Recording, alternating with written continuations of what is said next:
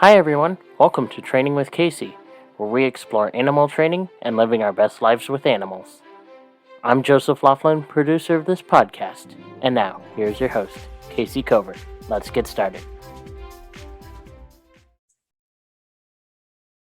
Hi, it's Kayce Covert, and I'd like to talk about your foundational training. Building your training from the ground up, building it firmly, clearly, strongly, correctly. That's nobody's favorite subject usually. As a group, dog trainers are not known for being meticulous, painstaking, methodical. They kind of generally tend to be more hit the ground running kind of people. Nonetheless, we can all benefit from developing our discipline and our technique. But let me just say that many people will say that's the hardest part of SATs. There's nothing about SATs that's inherently complicated or difficult, except the fact that I'm told it's counterintuitive. In fact, many of my colleagues will say, there's no way you can do that. But we do it all the time, and we've got the video and the cases to prove it. So if you're going to take this on, you have to do the hard work of creating new habits. Before we go any further with that, I would just like to say that I feel your pain in that department in a slightly different direction. Because remember when I said animal trainers tend to be hit the ground running type of people? I'm a good public speaker and I wasn't a good writer at all. I'm a good trainer and I'm not a good administrator or manager at all. Where I saw, because of my constant diligent application and my incredible motivation to be a good trainer, I proved to myself the importance of discipline and methodical training. And so I did that, and I can share it with you and help you through that process. But when it came to business, not so much. In fact, after an entire career in training, it suddenly hit me that I needed to be just as methodical in my business systems as I am in my training systems. That was not a welcome realization. I have been struggling for 2 or 3 years to redo my entire training system. So everything, in my whole business, everything is organized, labeled, classified, put into library systems, caught up. It goes on and on and on. And I got to tell you, when it was clear that I had to do this myself, I couldn't just hire someone to do it, I got really angry. I was frustrated. I was frightened. I was resentful. I had more important things to do, dang it. But the fact is if you don't build the right foundation, it will not support greatness. So when I exhort you to take the time it needs to form these new habits, create yourself as a SATs trainer, only because it works so incredibly well. Oh, and also you're going to love it. All right. But I do understand what we're talking about. Like, as far as what kind of a personal investment it is, it's a huge investment. So let's talk about what it means to build your training foundation correctly. So SATs is a system. It's not a technique.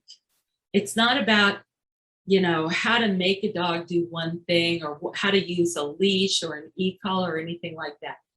It's about how to collaborate with an animal to create their best possible life, how to lead your clients into their best possible life with animals, how to lead you into your best possible life with animals and clients, and your own animals, your clients, your animal clients, and your own animals. So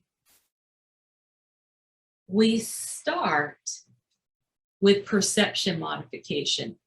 And that's a system where we empower animals to cope with stress and manage their emotions. Because 90% of the problems that you're going to see are not problems of the animals not performing a behavior. Most owners could care less if they perform a behavior. Most of the problems are the result of animals failing to integrate harmoniously into the household. They're animals that jump on people or bark at people or pull on their owners or bite or whatever. It's not that they don't sit, come, or lie down. So we take care of the perception modification first. And guess what? When we do that, we're leading the animal to study how to manage his own emotions. And when they master it, they will solve their own problems and they will become self-managing. So remember the story I have about Wood Green Animal Shelters, where we had the 30 animals slated for euthanasia. They spent 2 weeks learning SATs for 15 hours a week. 2 of the animals made great progress, but they had more work to do. That was a horse that had to learn not just to correct its habits, but also all of its basic obedience, grooming, vet procedures, and riding on a horse trailer. And the dog that needed extra time was an obsessive compulsive tail chaser. So not only did she have to learn all of her obedience and so on, but she also had to learn to self-manage that. And she did that with no medications and no relapse. She was totally independent. If you recall, all the animals took 15 hours or less, except for the 2 that took up to 30 hours. Within a week, all of them were adopted out. 2 years later, none had been returned. We checked with all the owners and every animal was still successfully in its home. In fact, the horse, who was considered the most difficult of all the cases, I just happened to have the privilege of talking to her owner, and she's still happily in her home. So we're talking about blazing success here. So the animals obviously were self-managing within a week of completing their training when they went into their new homes, because they were able to stay in their homes and not have recurrences of the same problem, not have new problems that were serious. So what comes out to perception modification? Well, now we're ready to do the fun stuff. We can teach the jobs.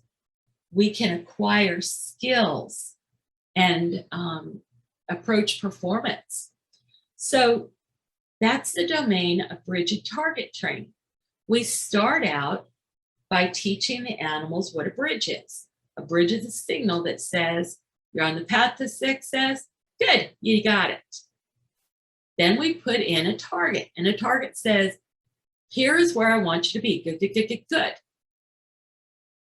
Right? And we can use target to do all kinds of things. Can you go to your left? Here, good, good, good, good, good. Can you go to your right? Here, good, good, good, good, good. Can you stay for longer duration? Here, good, good, good, good, good. We're going to go twice that. Good, good, good, good, good, good, good, good, good. You ready? Here, good, good, good, good, good, good, good, good, good, etc. If you raise the target, you got a high jump. If you lower a target, you can get the animal to lie down. It goes on and on. You can create any behavior using the target.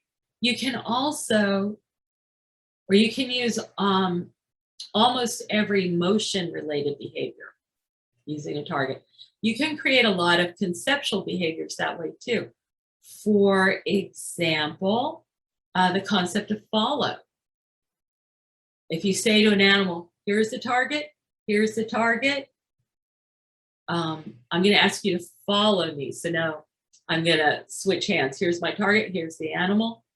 I'm going to ask you to follow this target here. Good, good, good, good, good, good, good, good, good, good. That's followed. See how easy the intermediate bridge makes the concept of follow. Now, as soon as we create a behavior, we name it. And now we can refer to it. I can say to the animal, remember how yesterday you learned this and this? Today we're going to do that, and we're going to add you stamping with your right foot 2 times, or anything else we're going to do. Let me check my notes here.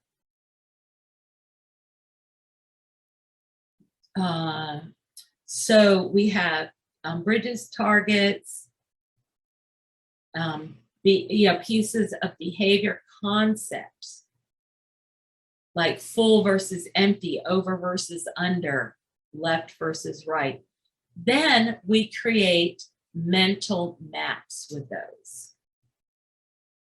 And the mental maps are the animal's developed understanding of how all these things interrelate. And this leads them to be good problem solvers, good collaborators. So here's one that'll it floored me.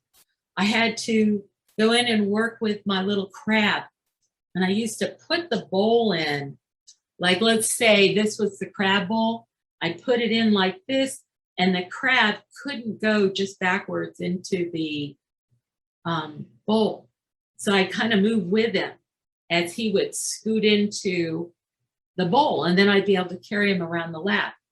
And one day I came in like this, and I may have this video. I'm starting the search for it this week. The crab comes up and grabs my thumb in his pincher. Silly me, I go, ah, and I shake him off. And then I felt instant shame.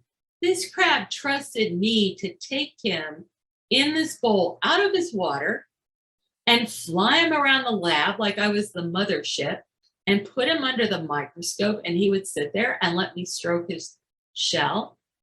And then I'd take him back, and I didn't trust him to even touch me. I made myself put the bowl back in, and the crab comes up again, undaunted, holds onto my thumb, and pulls himself forward directly into the bowl. Everybody there stopped what they were doing. We all just stood there like this. I fed the crab, I praised him, I did a little bit more work. I was still flummoxed. I went home, meditated, and went to sleep. This was such a profound experience. The crab understood how to improve what we were doing, and he found a way to communicate. Amazing. If you have all these pieces, then all of your training builds on itself. You have a broad foundation, and you have more and more highly developed skills. And you end up with a pyramid of knowledge and competency. Now, if the animal starts to slip, okay, if he starts to make a mistake, if he forgets something, he's got a pyramid, so he can slide down a little bit, get to the place where he remembers, and get back up there. But if you don't build a good, broad, strong foundation, then you got a pillar. You got a little foundation here, and you keep adding your specialized knowledge, like let's say all about obedience, or all about agility, or all about herding. And now, if the animal makes a mistake and starts to fall, he may fall clear to the ground. There, you haven't built in a safety net to keep him safe from his own errors, or even from your errors. We all need to embrace our technique, our discipline, our methodicalness, It makes us better trainers. It makes us better business people.